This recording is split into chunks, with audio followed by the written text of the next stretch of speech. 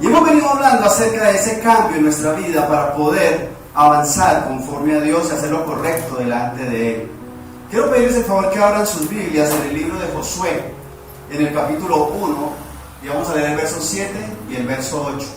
Solamente esfuérzate y sé muy valiente para cuidar de hacer conforme a toda la ley que mi siervo Moisés te mandó. No te apartes de ella ni a diestra ni a siniestra, para que seas prosperado en todas las cosas que emprendas. Nunca se apartará de tu boca este libro de la ley, sino que de día y de noche meditarás en él, para que guardes y hagas conforme a todo lo que en él está escrito, porque entonces harás prosperar tu camino y todo te saldrá bien. ¿Obedecer es fácil o es difícil? Depende, difícil. Obedecer no es fácil. No es fácil hasta que uno acepta que es para nuestro propio bien.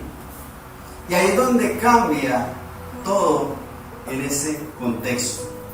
Porque si uno le dice que debe hacer algo, pero no lo quiere hacer porque no, es que eso no lo quiero hacer porque no quiero, porque no me gusta, porque no, entonces es difícil. No, yo no voy a hacer eso. Preferimos no hacerlo, o buscamos excusas para no hacerlo, o argumentos.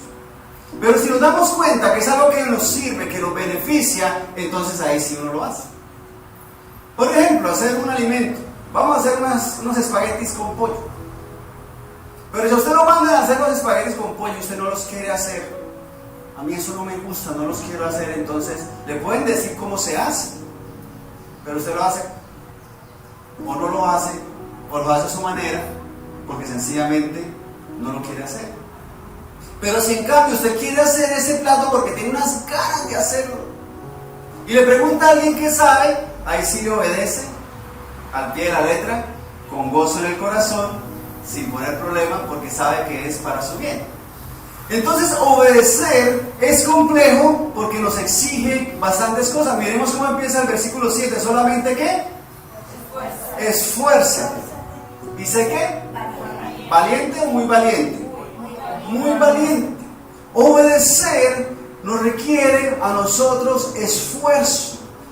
Esfuerzo es ir más allá de nuestras propias fuerzas. O sea que no es fácil, requiere más trabajo del que uno esperaría. Pero mire que también dice que debe ser muy ¿qué? Valiente. O sea que va a tener que enfrentarse a situaciones difíciles de manejar y va a tener que pelear para poder vencer.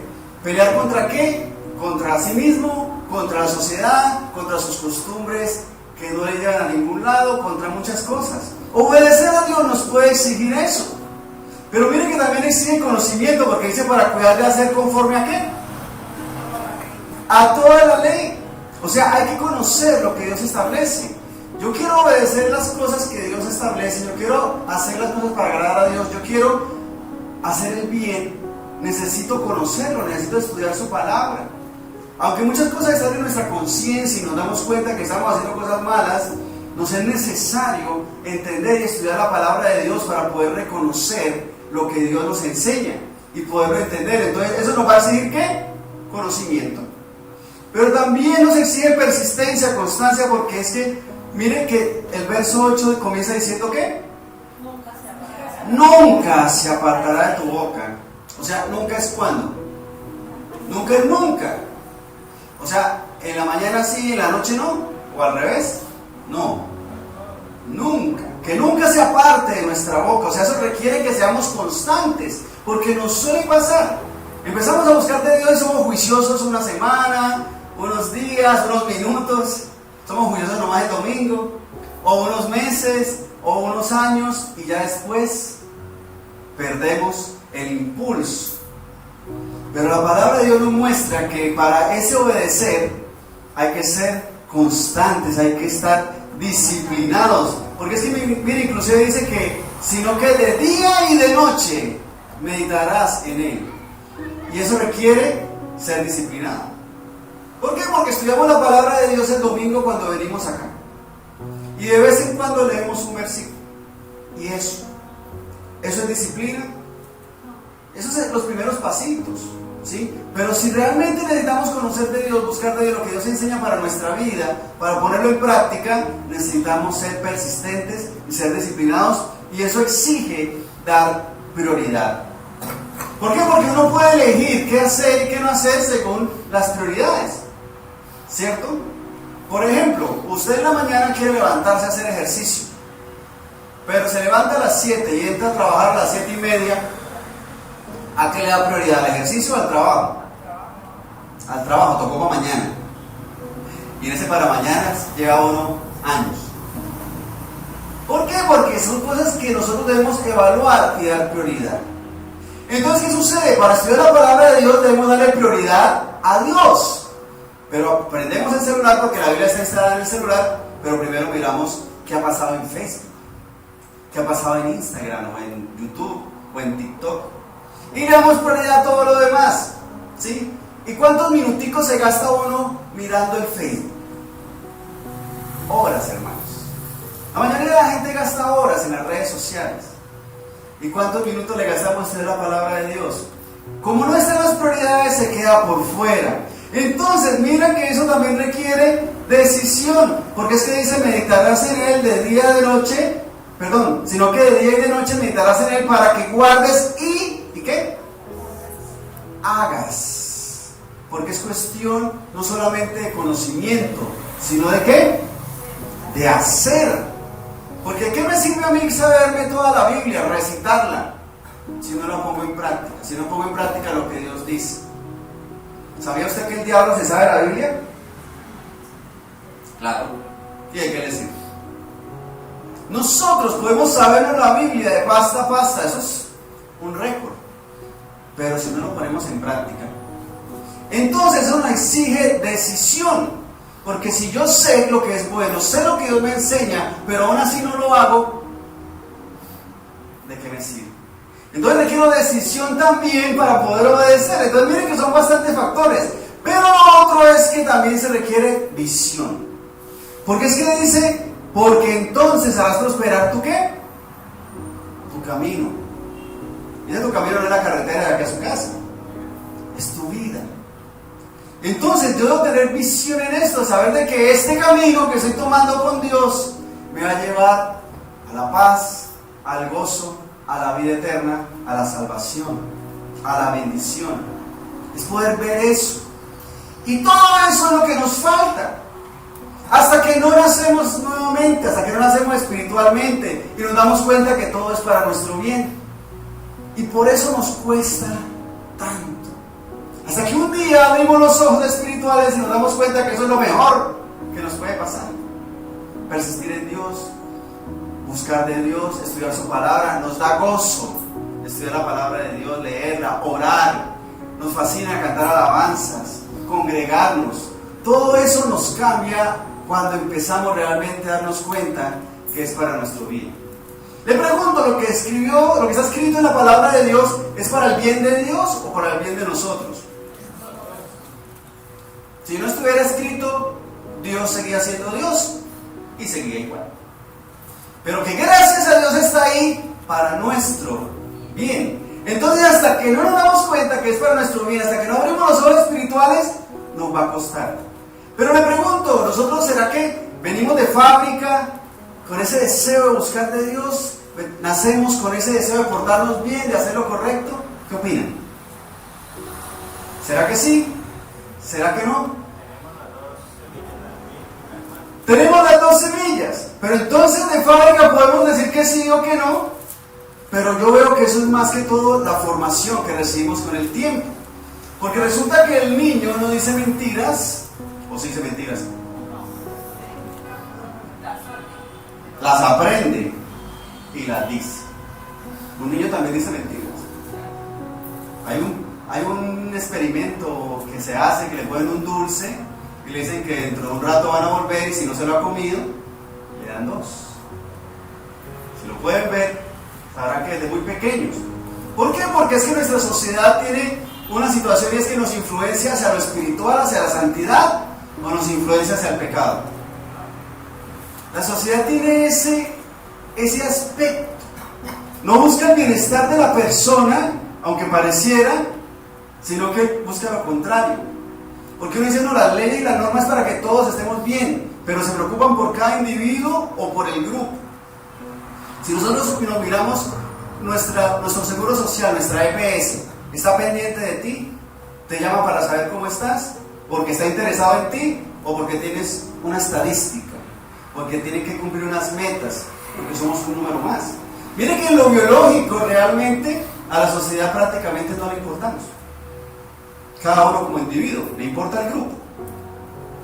En lo espiritual pasa lo mismo. La sociedad no le interesa que tú crezcas espiritualmente.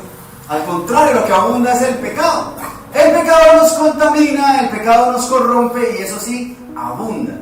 Si hay pecado alrededor de nosotros, y bastante, ¿cierto? Inclusive es más difícil mantenernos en santidad por eso. El mundo nos arrastra hacia el pecado, nos empuja. Entonces abramos los ojos espirituales para poder obedecer sin que nos cueste, porque nos cuesta hasta que realmente nos enamoramos de Dios y nos damos cuenta lo lindo que es y lo bueno que es tanto para nosotros como para nuestras familias, como para nuestra generación, como para nuestros vecinos, como para todo el mundo, porque es para todos. Qué bueno sería que toda nuestra familia, todos los que vivimos en la casa, buscáramos de Dios, ¿cierto? ¿Cómo sería su casa? ¿Cómo sería si su familia completa buscara de Dios? Imagínense. ¿Cómo sería si su cuadra, si su edificio donde usted vive, todos buscaran de Dios? ¿Se imaginan lo hermoso que fuera? ¿Cómo sería si la ciudad, si el país buscara de Dios? Eso sería hermoso porque entonces obedeceríamos, haríamos las cosas por pasión, con deseo, y ya no nos costaría. Pero el asunto es que lo manejamos diferente. Ahí mismo en Josué vamos al capítulo 24 y vamos a leer del verso 1 en adelante. Reunió Josué a todas las tribus de Israel en Siquem y llamó a los ancianos de Israel, sus príncipes, sus jueces y sus oficiales, y se presentaron delante de Dios. ¿Quiénes eran esos que nombraron ahí? ¿Importantes? ¿Cómo? Exacto, porque uno podría decir, no, llamaron a la alta alcurnia, a los más importantes, a los líderes. Pero miremos que es gente que conoce o no conoce de Dios. Claro que sí, conocedores de Dios, de lo que Dios establece, lo que Dios enseña. Alguien que lea el verso 2. Y dijo Josué a todo el pueblo, así dice Jehová, Dios de Israel: vuestros padres habitaron antiguamente al otro lado del río, esto es, Taré, padre de Abraham y de Nacor, y servían a dioses extraños. Taré es el papá de Abraham. ¿Sabemos quién es Abraham? ¿Nos suena si han escuchado ese nombre? Tarea para la casa. Abraham, el papá de Abraham se llamaba Taré, pero ¿qué es lo que dice al final? ¿Y servían a quiénes? A dioses extraños. Miren que el papá de Abraham era idólatra. Y eso es algo que de pronto sabíamos, habíamos escuchado, pero no le prestamos atención o no nos acordábamos. Por eso es que se dice Dios de Abraham, Dios de Isaac, Dios de Jacob. Porque el Señor arranca con Abraham este proceso. Taré, su papá, idólatra, en un pueblo idólatra. Pero mira cómo continúa diciendo, verso 3. Y yo tomé a vuestro padre Abraham del otro lado del río y lo traje por toda la tierra de Canaán. Y aumenté su descendencia y le di a Isaac. A Isaac le di a Jacob y a Esaú. Y a Esaú le di el monte de Seir para que lo poseyese. Pero Jacob y sus hijos descendieron a Egipto. Mírense el resumen de lo que está pasando allí. ¿Sí? Estamos hablando de Abraham, de Isaac, de Jacob. 3 padres. Jacob tiene un hermano que es Esaú, pero a Jacob se le cambia el nombre. ¿Qué nombre le ponen a Jacob? Israel. Y Dios hace un pacto con él. Dios establece su visión, su mirada en este pueblo. Israel tiene 12 hijos, las 12 tribus de Israel. Y de uno de esos 12 está José. Ese José, como tal, sus hermanos lo querían o no lo querían. ¿Qué se acuerdan ustedes? No lo querían ni poquito. ¿Qué fue lo último que hicieron en su juventud? Lo vendieron como esclavo para no matarlo, imagínense. Eran las dos opciones: o matarlo o venderlo como esclavo. Eso es una demostración de que lo querían o de que no lo querían. Ni cinco. Pero resulta que José es vendido a Egipto. Y estando allí, Dios lo bendice y le va tan bien que en un momento en el cual hay una gran hambruna, sus hermanos van a Egipto. Y gracias a esto, salvaron sus vidas. Miren todo lo que está pasando en este pedacito nomás. Todo lo que ha ocurrido en estos dos versículos. Entonces resulta que gracias a lo que Dios hace en José, a pesar de las circunstancias tan terribles, se salva este pueblo en el cual Dios ya había puesto su mirada. Verso 5, ¿quién lo lee? Y yo envié a Moisés y a Aarón y iría a Egipto, conforme a lo que hice en medio de él, y después os saqué. Estando en Egipto, el pueblo se multiplica, porque empiezan a tener hijos, hijas, y es grande el número, pero resulta que los que conocían a José y lo tenían en alta estima, ya habían muerto. Y los nuevos líderes vieron que el pueblo era mucho y lo convirtieron ¿en qué? ¿En qué los pusieron a trabajar? Como esclavos. Y duraron siendo esclavos en Egipto muchos años. Y Dios elige a Moisés. Y a través de Moisés ocurre algo en Egipto. ¿Qué? Antes de salir de allá. Unas plagas, las 10 plagas. Y el pueblo de Egipto empieza a sufrir porque no quieren dejar salir al pueblo de Dios, al pueblo de Israel. Y ocurren las 10 plagas que son tremendas. Y uno como que se acuerda de las plagas, así las ranitas y el agua con sangre y los mosquitos. ¿Cuál es la última? Han muerto los primogénitos. Hay que estudiar eso. Pero mire todo lo que pasa en este solo versículo. Verso 6: saqué a vuestros padres de Egipto, y cuando llegaron al mar, que eso fue lo que cantamos ahorita en la alabanza, los egipcios siguieron a vuestros padres hasta el mar Rojo con carros y caballería. Y cuando ellos clamaron a Jehová, él puso oscuridad entre vosotros y los egipcios, e hizo venir sobre ellos el mar, el cual los cubrió, y vuestros ojos vieron lo que hice en Egipto. Después estuvisteis muchos días en el desierto. Eso fue lo que cantamos, eso fue lo que tocamos en la alabanza. Echó a la mar los carros del faraón. ¿Por qué? Porque tuvieron que salir corriendo de Egipto. Ahí sí, después de la última plaga salieron, pero resulta que faraón lo pensó y dijo: yo no los voy a dejar ir. ¿Y qué pasó con el pueblo? Iba corriendo hasta que llegaron ¿a dónde? Al mar. Y se dieron cuenta que el mar estaba como difícil pasarlo. ¿Por qué? No habían barcas, no había ferry, no había puentes, no había forma de cruzar el mar. A nado, por muy buen nadador que sea usted, no lo va a cruzar. Hay gente que se le mide a cruzar el río a punta de brazo. ¿Será que ellos con niños, con ancianos, iban a cruzar así?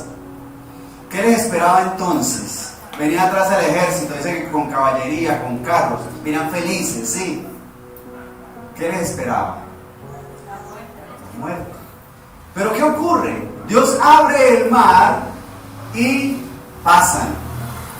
Pero después de haber pasado, viene el ejército del faraón. ¿Y qué sucede? El agua se los traga. Tremendo. Y en ese solo versículo, estamos en el libro de Josué, capítulo 24. Miren todo lo que pasa. El verso 7 termina diciendo: después estuvisteis muchos días en el desierto. ¿Cuánto tiempo fue en el desierto? ¿Cuántos días? Fueron años, ¿cierto? 40 años en el desierto. Verso 8: yo os introduje en la tierra de los amorreos que habitan al otro lado del Jordán, los cuales pelearon contra vosotros, mas yo los entregué en vuestras manos, y poseísteis su tierra, y los destruí de delante de vosotros. Verso 9. Después se levantó Balac, hijo de Zippor, rey de los moabitas, y peleó contra Israel, y envió a llamar a Balaam, hijo de Beor, para que os maldijese. Mas yo no quise escuchar a Balaam, por lo cual os bendijo repetidamente, y os libré de sus manos. Pasasteis el Jordán y venisteis a Jericó, y los moradores de Jericó pelearon contra vosotros, los amorreos, fereceos, cananeos, eteos, regeseos, heveos y jebuseos, y yo los entregué en vuestras manos. Verso 12. Y envié delante de vosotros tábanos, los cuales los arrojaron de delante de vosotros, esto es, a los 2 reyes de los amorreos, no con tu espada ni con tu arco, y os di la tierra por la cual nada trabajasteis, y las ciudades que no edificasteis, en las cuales moráis, y de las viñas y olivares que no plantasteis, coméis. Les pregunto, ¿el paso por el desierto fue solamente caminar y ya? No. Fue bastante tiempo, ¿cierto? Imagínense ese paseo por el desierto. Pero además no era solamente caminar, ¿qué tuvieron que enfrentar? Batallas. ¿Fáciles o difíciles las batallas? A muerte, ¿sí o no? Porque cuando un pueblo en ese contexto se enfrenta a otro, no buscaba solamente negociaciones comerciales, buscaban la sangre de los demás. Iban a guerra, iba a haber muerte, y hubo gran muerte. Dios eligió un pueblo. ¿Cuál era el pueblo? Israel. Y los que se enfrentaban al pueblo que Dios había escogido, ¿a quién se estaban enfrentando entonces? A Dios mismo. Entonces vemos que Dios eligió un pueblo, pero también hubo guerra contra ese pueblo. ¿Será que hubo muertes allí? Muchas. Miren que nos hagan una lista de nombres de los pueblos que se enfrentaron contra Dios. Y esos pueblos murieron. Mucha gente murió, y uno podría decir, pero ¿cómo es posible? ¿Por qué Dios permite que muera la gente? Pues sencillo, resulta que es que toman malas decisiones. Yo como pueblo, si me voy a enfrentar a un pueblo que escogió Dios, me estoy enfrentando directamente a Dios. Tenían dos opciones: no enfrentarse y adorar a Dios y solucionar los problemas, o buscar la espada y morir con ella. Malas decisiones, pero suele pasar. Suele pasar que tenemos la opción de buscar de Dios, pero no, preferimos hacer las cosas como queremos y nos terminamos enfrentando a Dios mismo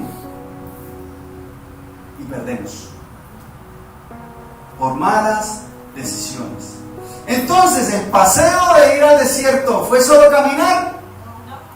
No, fue una gran guerra.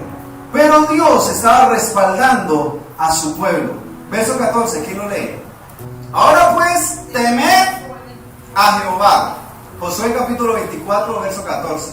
Ahora pues, temed a Jehová y servidle con integridad y en verdad. Y quitad de entre vosotros los dioses a los cuales sirvieron vuestros padres al otro lado del río y en Egipto, y servid a Jehová. Le pregunto, ¿a quién le estaba hablando Josué? ¿Un pueblo que conocía o no conocía de Dios? Conocedores de Dios.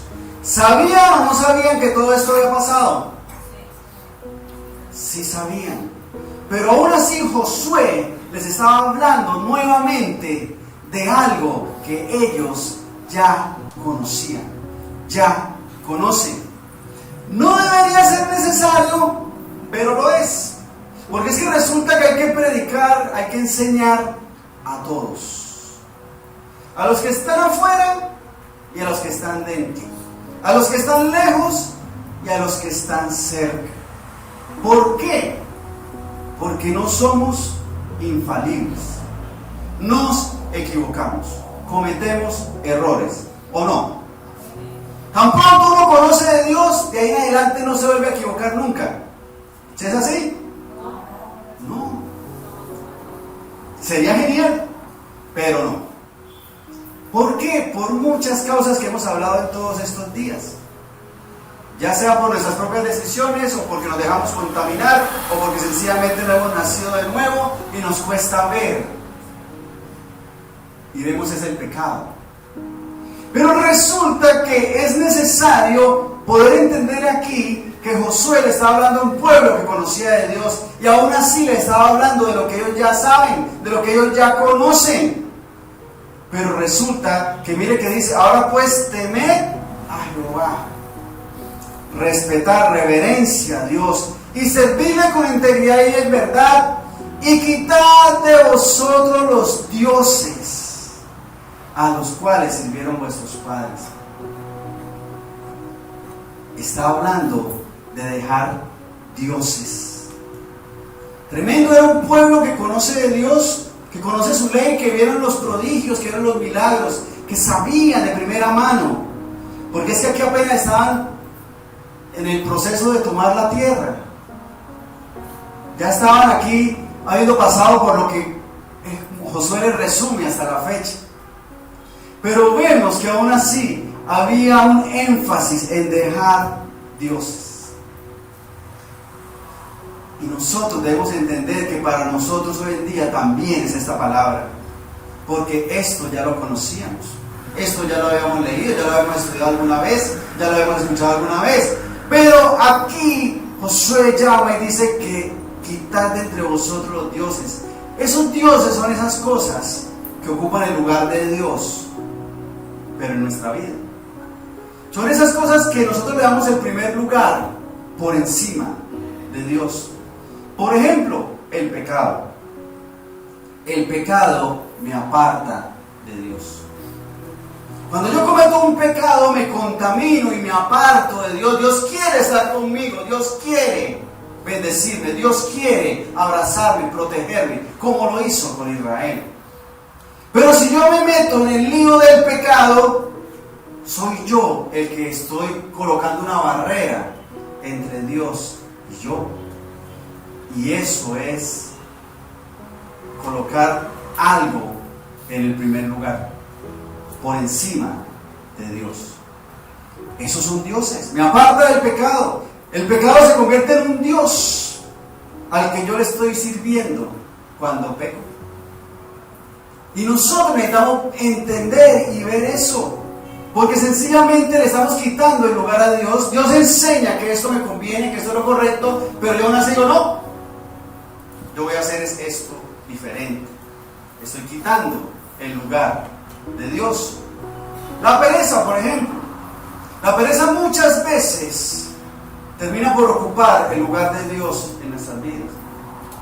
¿Por qué? Porque es que iba a orar, pero mejor 5 minuticos más y puedo orar. Llevo 5 minuticos son lo más largo del mundo, Dios mío. A veces pasa de largo. A veces nos da pereza estudiar la palabra de Dios. A veces nos da pereza congregarnos, hermanos. Porque el servicio del domingo es a las 11 de la madrugada. A veces es pereza buscar de Dios. Y eso quiere decir que le estamos quitando el lugar a Dios para poner ahí la pereza. Esos dioses son los que hay que dejar. Cualquier cosa, sea lo que sea, que me aleja de Dios, se está convirtiendo en esos dioses. Un partido de fútbol, un campeonato de ciclismo. ¿Cuánta gente no viene un domingo porque nadie lo está compitiendo?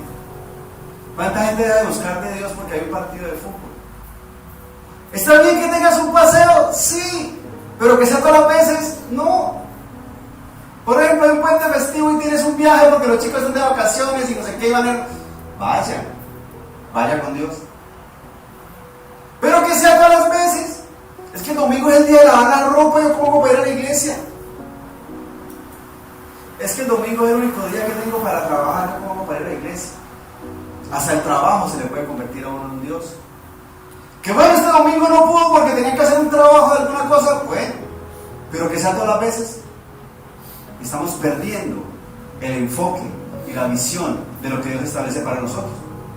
¿Cuánto esfuerzo y cuánta lucha tienen muchas personas para congregarse?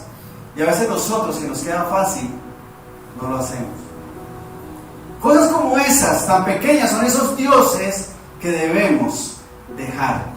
Verso 15. Y si mal os parece servir a Jehová, escogeos hoy a quien sirváis. Y a los dioses a quienes sirvieron vuestros padres cuando estuvieron al otro lado del río, o a los dioses de los amorreos en cuya tierra habitáis, pero yo y mi casa serviremos a Jehová. Tremendo. Le hago una pregunta: ¿podemos cambiar a la sociedad? Eso quisiéramos, ¿cierto? Pero vemos que es como difícil. Pero en ese proyecto estamos, ¿cierto? Le predicamos a la gente porque buscamos tener más almas para Cristo.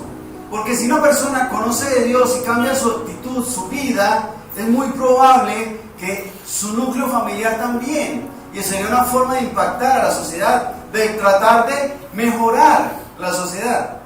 Pero ¿y si no? Porque vemos que es difícil. Inclusive podemos pensar que sí, que no podemos. Pero la obra la seguimos haciendo, seguimos buscando eso. Pero si no cambia, entonces por eso es que empezamos por nuestro hogar. Por eso es que dice: yo y mi casa serviremos a Jehová.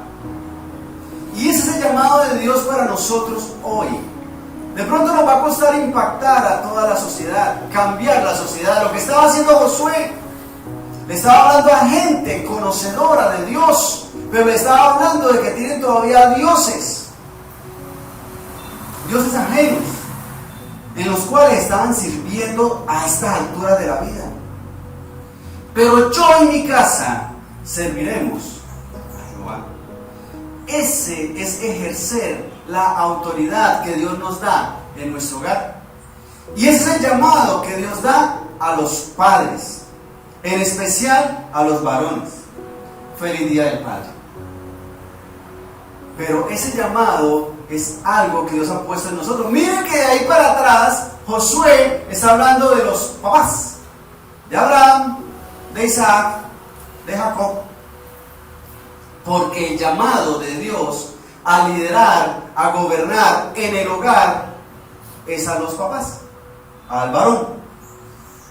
Pero resulta que el varón es el que menos gobierna, el que menos hace, sobre todo en lo espiritual. Porque vemos más mujeres que hombres en las iglesias. A veces son las mujeres las que tienen que esforzarse para poder abrazar espiritualmente a sus familias. Y los varones pasan a ser un segundo papel. Inclusive a veces más problema que... Pero Dios nos llama a nosotros, los papás, en un día como hoy, a ejercer la autoridad que Dios nos da. Le pregunto, ¿es mandar nomás? ¿Autoridad es que yo soy el que mando y punto? No, ¿cierto? Mire todo lo que tiene el contexto de todo esto que hemos hablado hoy. Porque este versículo no lo sabemos, mas yo en mi casa serviremos a Jehová. Y suena bonito. Y lo imprimimos y lo pegamos en la pared. Y qué bonito suena eso. Pero es así, nomás decirlo, yo mando a que todos sirvan a Dios ya. No, ¿cierto? Requiere todo este contexto de darnos cuenta que debemos obedecer a Dios con pasión, con el deseo de hacerlo, con el deseo de buscar de Dios, que no nos sea gravoso, que no nos sea difícil obedecer. Porque si no lo entendemos, nos cuesta o no nos cuesta. Nos es difícil. Nos es necesario dejar muchas cosas, dejar esos dioses ajenos que teníamos antes de cruzar el río, de nacer nuevamente, de abrir los ojos espirituales. Todo ese contexto es importante para que como padres podamos ejercer la autoridad que Dios establece. Porque a través del ejemplo, a través de la enseñanza, a través de abrazar, de demostrar el amor de Dios, del conocimiento de Dios, de buscar su palabra y congregarse, de tantas cosas, es que podemos realmente decir: yo y mi casa serviremos a Jehová. Porque es que resulta que la sociedad como tal presiona mucho hacia el pecado, empuja mucho hacia el pecado. Y vemos que en otras épocas el castigo era que los muchachos no salgan a jugar. Ahora el castigo es sacarlos del cuarto. Y están metidos en el celular. En otras épocas era el televisor. Y en otras épocas, más atrás, era el radio. Suelta el radio. Usted no escuchó eso porque ustedes están muy jovencitos. Todo el día metido en el televisor. Eso sí lo escuchó. Ahora es todo el día metido en el celular. ¿Quién sabe qué seguirá después? ¿Y qué ven y qué escuchan en eso día y noche? ¿Será que son mensajes de parte de Dios acercándolo a la vida espiritual?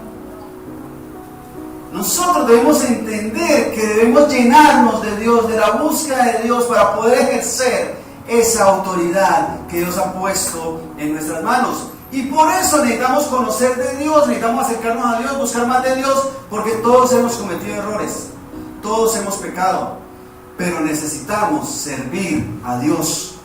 Necesitamos servirle a Dios, porque si tú no estás sirviendo a Dios, necesitas ser servido por alguien más. Necesitas que alguien más te sirva. Si usted no está predicando, necesita que alguien le predique. Si usted no está enseñando, está necesitando que alguien le enseñe. Si usted no está invitando a los demás a la iglesia, está esperando que a usted lo invite. Si yo soy de los que estoy esperando, pues no me llamó el domingo la pastora, yo no fui. En vez de ser usted o ser yo el que llame a otro. ¿O no? Debemos entender y ver que el llamado de Dios de que yo y mi casa serviremos a Dios, serviremos a Jehová, no es solamente decirlo o comprar un letrerito y pegarlo en la puerta. Es una acción que nosotros debemos entender y asumir con gozo en nuestro corazón para que no nos cueste, para que no nos pese, para que lo hagamos bien y lo hagamos con gozo. Verso 16.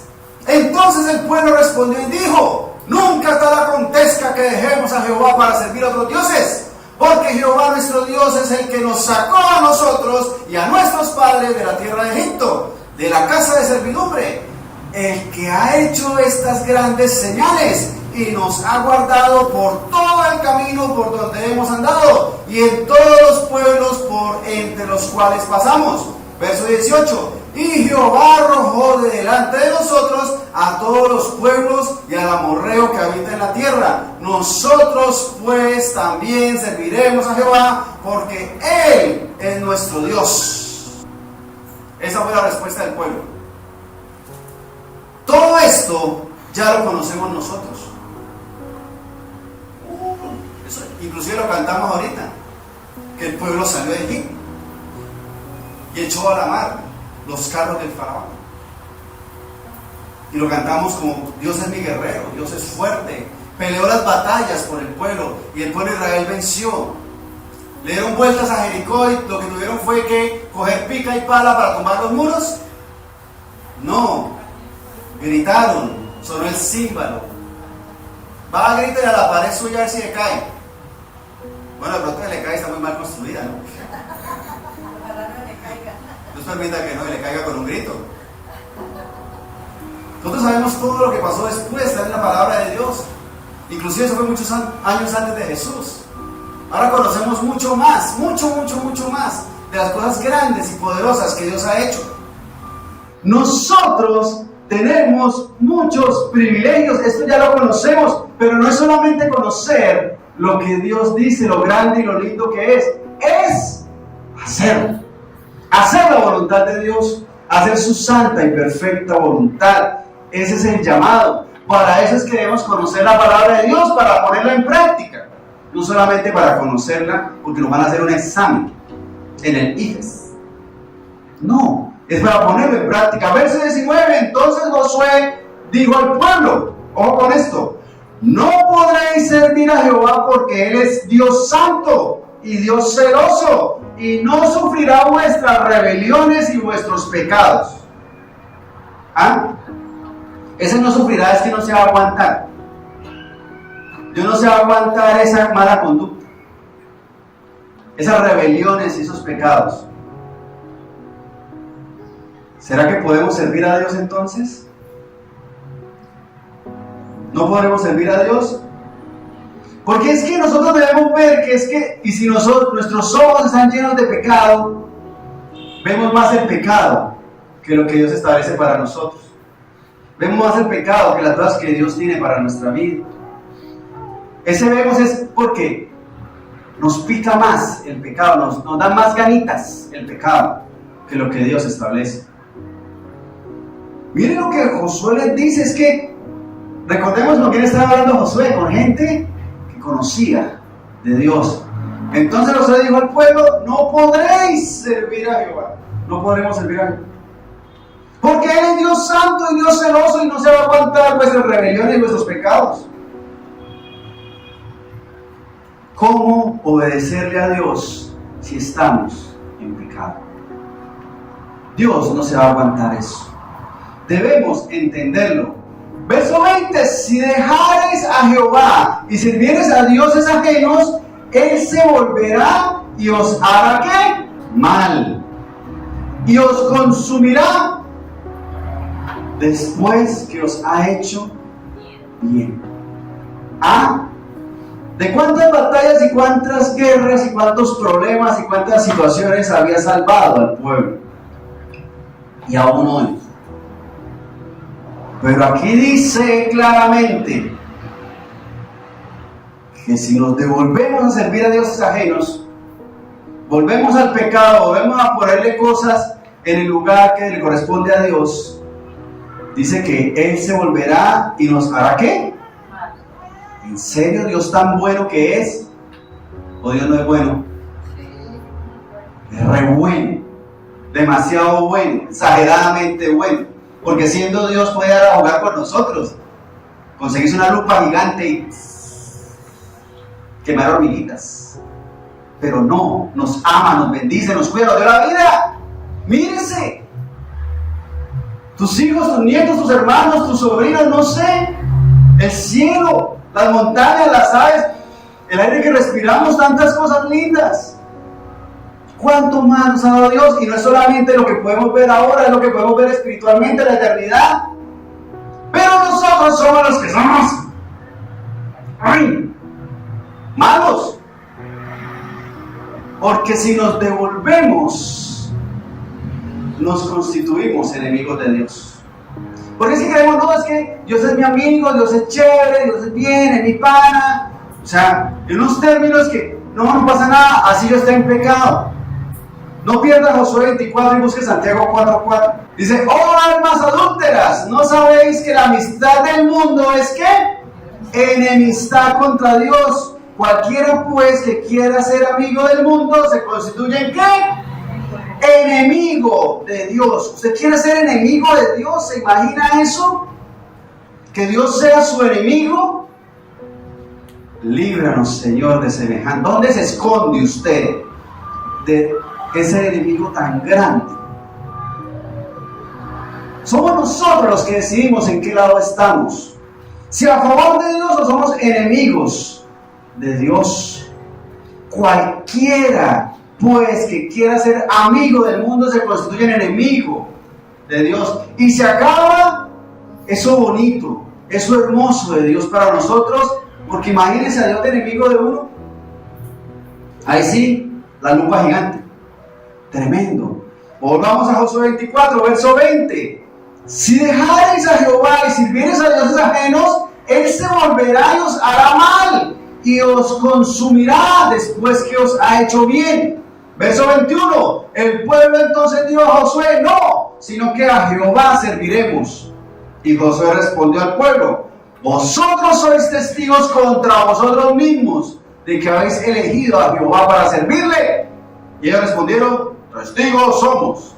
Verso 23. Quitad pues ahora los dioses ajenos que están entre vosotros, e inclinad vuestro corazón a Jehová Dios de Israel.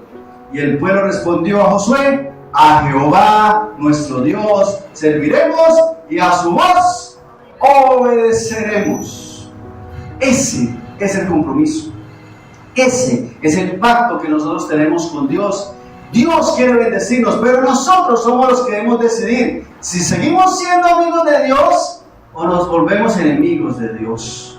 Y podemos servirle, pero debemos quitar de nosotros el pecado y esos dioses en los cuales estábamos acostumbrados a servir. Pongamos de pie, por favor, vamos a orar. Porque el plan de Dios es bendecirnos enormemente, que tengamos paz, gozo, felicidad. Pero nosotros debemos mantenernos en la línea de Dios, porque Él quiere bendecirnos más y más. Pero nosotros debemos andar conforme a Él. Señor Dios Santo, Rey Todopoderoso, Dios de los cielos, ante tu presencia, en esta mañana, Señor, queremos darte a ti la alabanza, la honra y la adoración, porque tú eres bueno, porque tú eres grande, porque tú eres todopoderoso, Señor. Y a ti hemos de servir, a ti hemos de adorar, a ti hemos de glorificar, Señor Dios Santo. Porque tú deseas ser nuestro amigo, nuestro Padre, nuestra bendición, pero nosotros debemos servirte a ti, Señor Santo, hacer lo correcto delante de ti, Señor.